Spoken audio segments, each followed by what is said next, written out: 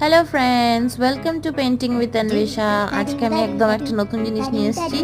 আজকে তোমাদেরকে আমি দেখাবো ফ্রিজ ম্যাগনেট। আমি কতগুলো বানিয়েছি এমডিএফ ছোট ছোট বোর্ডের ওপর, পেছনে ম্যাগনেট লাগানো আছে। সেগুলো কীরকমভাবে করেছি সেটাই আজকে তোমাদেরকে দেখাবো।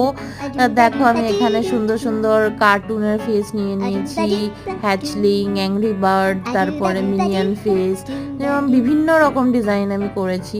তারপরে কিছু এখানে বাংলা ক্যাপশন দিয়েও করা আছে, যেরকম এক কাপ চায় আমি তোমাকে চাই, দেখতে পাচ্ছ।